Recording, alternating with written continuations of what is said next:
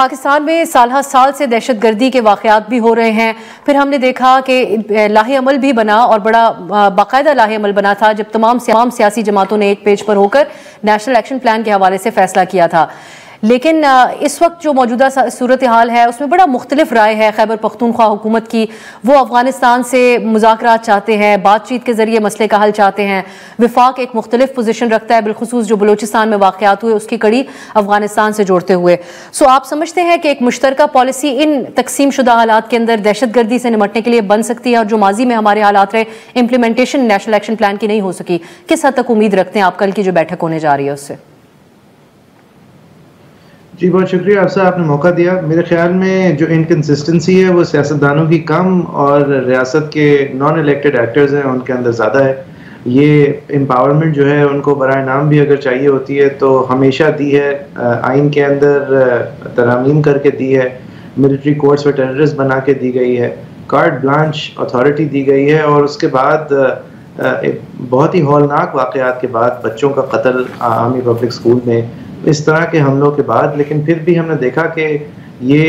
बग़ैर आवाम की इनपुट लिए और बग़ैर एक लॉन्ग टर्म व्यू लिए फिर फैसले जो हैं वो तब्दील कर दिए जाते हैं, और एक आदमी या चंद अफराद बग़ैर पॉलिटिकल इनपुट लिए या बग़ैर जनरल इनपुट लिए इस मामले को एक और तरफ ले जाने की कोशिश कर लेते हैं, और हमें बताया जाता है कि एवरीथिंग विल बी ओके। बाद में बताया जाता है बाद अज़ां फैसले करने के बाद, और फिर आहिस्ता आहिस्ता ये नासूर जो है वो बिल्डअप फिर से होने लगता है। तो हमारी फिर से ख्याल आता है state and non state actors को कि अब तो कुछ करना पड़ेगा। प्रॉब्लम ये है कि डिसीजन मेकिंग जो है वो अगर कंसिस्टेंटली पॉलिटिकल और पब्लिक इनपुट के साथ हो तो शायद हम एक कंसेंसस बिल्डिंग की इमरजेंसी ज़रूरत फिर ना पड़े, जिस तरह हमें हर 4-5 साल बाद पड़ती है, क्योंकि हम जिस तरह हम अपनी मईशत को चलाते हैं, जिस तरह हम बाकी चीज़ों को एक नी जर्क तरीके से और बग़ैर प्रॉपर इनपुट के चलाते हैं, हम उसी तरह अपने मुल्क की सिक्योरिटी पॉलिसी चला रहे हैं। एक बेसिक इनकन्सिस्टेंसी है। अब ये एक आदमी की गलती तो नहीं हम कहेंगे कि आज हम यहाँ खड़े हैं, या चंद अफराद की या चंद अफसरान की गलती नहीं कहेंगे, लेकिन ये इनकन्सिस्टेंसी जो है ये इसमें हम कंसिस्टेंट हैं कि हम हमेशा इनकन्सिस्टेंट हैं। और ये अगर आप यहाँ इन इलाकों की रिपोर्टिंग फॉलो करें तो ये अभी की बात नहीं है, ये तो अब नेशनल मीडिया की जीनत बन रही है। लेकिन पिछले 4 सालों से जो खुरासान डायरी और इस तरह के जो रेलेवेंट एक्सपर्ट्स हैं सब्जेक्ट मैटर, वो बता रहे हैं कि ये इन लोगों का इंग्रेस और इनकी क्रीप जारी है। ये टेंडर्स के अंदर हिस्सा लेते हैं वरना वहाँ पे गवर्नमेंट काम नहीं कर सकती, दीगर अफराद से भत्ताखोरी होती है, यूनिवर्सिटी लेवल पे इंग्रेस है। मतलब ये तवातुर से बढ़ता इस हद तक आ रहा है कि आज हम उसको वफाकी सतह पे एक टीवी चैनल पे बात कर रहे हैं, लेकिन the science have been there.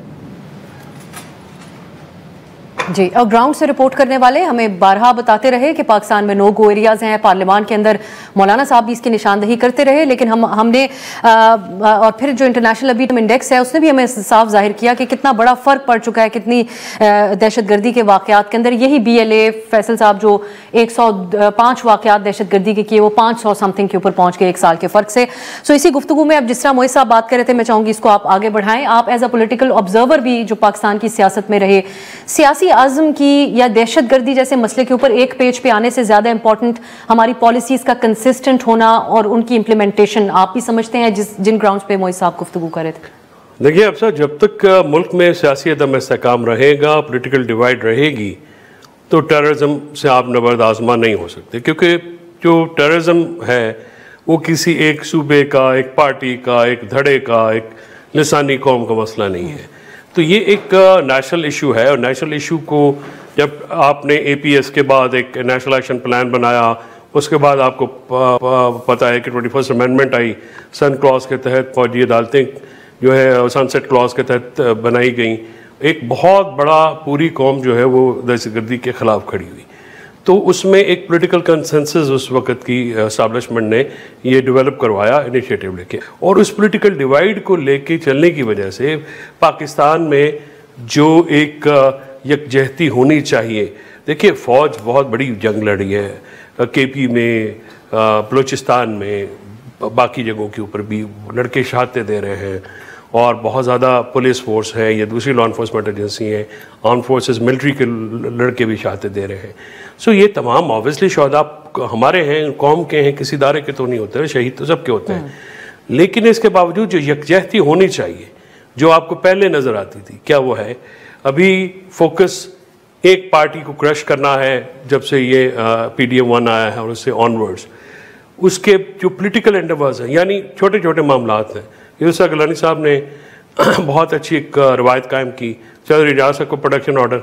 नहीं इम्प्लीमेंट हो सका, ठीक है, राइट। इसके बाद आपकी मुज़ाकराती कमेटी बनी, उसकी मीटिंग नहीं हो सकी जेल में। और इसमें मैं आपको ये भी बता दूं कि जो पॉलिटिकल लोग हैं नून लीग के, राना सनाउल्लाह साहब हो गए, स्पीकर साहब हो गए, इन सब ने और बाकी लोगों ने भी पूरी कोशिश की, ठीक है, लेकिन नहीं मिल सके। देखिए, टेररिज्म चाहे BLA का हो, TTP का हो, किसी और फैक्शन का हो, अभी जो अफगानिस्तान में सूरत हाल है, इंटरनल अफगानिस्तान में एक सल्फी देवबंदी की जो लड़ाई है, आपने ये जो मजहबी उलमा देखे ना, इसमें मौलाना जमीयत जो देवबंदी उलमा है, जमीयत हिंद के तमाम उलमा टारगेट हैं। उसके बाद अब कराची में रात को एक शहादत हुई है, आज एक कोयटा में हुई है, पेशावर में हुई है, जामिया कोड़ा खटक में हुई है। इसके अलावा ये पुलिस के अलावा बहुत सारे वाकयात और डिफरेंट सेगमेंट्स को इसके अंदर निशाना बनाया जा रहा है। और ये अब जो कुरम में मामला हो रहा है, कुरम में हम कितनी हमने डिबेट की है कुरम के ऊपर, लेकिन आज तक कुरम के ऊपर ये नहीं बताया जा सका कि वहाँ पे दाइश ISS और तालिबान की जो लड़ाई है, और वो लेड विद अल-तशी जो कुरम में मेजोरिटी में है, तो वहाँ पे वो भी एक लड़ाई है, सेक्टेरियन इशू भी है, ये फिर कबायली इशू भी है, फिर ये अदर देन, मतलब इसमें कोई शक की बात नहीं है लास्ट सेंटेंस कि इसमें इन्फिल्ट्रेट हो रहा है, पैसा इंडिया से रॉ दे रहा है। अहम बात करें, मैं अब अगर आप इजाजत दें, अली मूसा गिलानी साहब पाकिस्तान पीपल्स पार्टी के रहनुमा में ज्वाइन कर चुके हैं, हुकूमती इत्तेहाद का। गिलानी साहब, आप लोग हिस्सा हैं, हमारे यहाँ ब्रॉडर लेवल के ऊपर बात होती है, जो सिक्योरिटी एक्सपर्ट ना हो वो भी जानते हैं कि दहशतगर्दी कहाँ कहाँ पर है और कौन से ज्यादा इफेक्टेड एरियाज हैं। कल जब कौमी सलामती के हवाले से बातचीत होगी तो ये एक ब्रॉडर लेवल के ऊपर इस पे बात होगी कि कहां पर हमारी पॉलिसीज, बिलखुसूस एस्टेब्लिशमेंट की पॉलिसीज के हवाले से भी बात हुई, सिक्योरिटी लैब्स के हवाले से पिछले चंद दिनों से डिबेट हो रही है कि कहां पर कमी कोताही हो रही है। ये एक 1 पेज की गवर्नमेंट है, तो हम देखेंगे कि बस इत्तेफाक राय ही की कोशिश की जाएगी, एक दूसरे से इत्तेफाक करते हुए हर बात में। देखें, सबसे पहले तो मैं इस बात को बड़ा क्लियर आपको बता दूं कि आज वो वक्त है इस मुल्क पे जिस पे जैसे APS ने हम कौम को यकजान कर दिया था APS वाक़े के बाद, मैं समझता हूँ कि जाफ़र एक्सप्रेस को ने भी इस कौम को इकट्ठा करना है। और अगर आज हम ये कौम इकट्ठी नहीं होती, कौम से उसके इदारे, कौम, public, police, TV anchors, politicians, every walk of life से लोग, हमें इकट्ठा होना पड़ेगा और हम पॉलिटिक्स छोड़ के हमें बात करनी पड़ेगी। मैं अभी TV शो पे कह रहा था कि इस पॉइंट के ऊपर अगर वो हमें कहें, ना हमारी सीटें मैटर करती हैं, ना ये ओहदे मैटर करते हैं, ना कोई इक़्तिदार मैटर करता है। आज हमें यहाँ पर बैठकर इस टाइम पर ये मीडिया के ऊपर बैठकर हमें ये पूरी दुनिया देख रही है, सबसे पहले इंडिया देख रहा है। मुझे इजाजत दीजिएगा, मैं सवाल टीवी पे डिबेट एक डिफरेंट होती है, पार्लियामान के अंदर बड़ी अहमियत रखती है, बलूचिस्तान में पीपल्स पार्टी की हुकूमत है, तो आपने कितनी दफा रेज किया ये मामला अनऑफिशियल लेवल्स के ऊपर? मैं आपको इस बात पे आ जाते हैं हम अभी, जब भी बलूचिस्तान पे बहुत अरसे से ये वाक़या हो रहा है और हम हर दफ़ा इसको रेज करते हैं, लेकिन ये एक टाइम है, इससे आ गया है, चाहे वो मौलाना साहब हैं, उनके स्टेक्स कितने हैं JUI के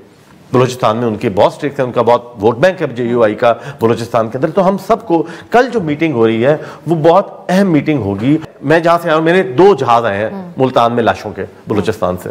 मुझे बताएं, मैं नहीं चाहता कि हम कोई सुबाइयत करें या हम एक लसानी बुनियादों पर इस बात को उजागर करें, नहीं, हम सब पाकिस्तानी हैं पहले, हम उसके बाद पहले हम पाकिस्तान में पैदा होते हैं, हम पहले पाकिस्तानी हैं, उसके बाद ला इलाहा इल्लल्लाह मोहम्मद रसूलुल्लाह पढ़ते हैं, मुसलमान बाद में होते हैं, हमारे कान में अजान बाद में दी जाती है, हम कलमा बाद में पढ़ते हैं, लेकिन हम पाकिस्तान शनाख्त पहले होती है हमारी, हम पाकिस्तानी पहले हैं। तो मैं सिर्फ 2 मिनट लूंगा क्योंकि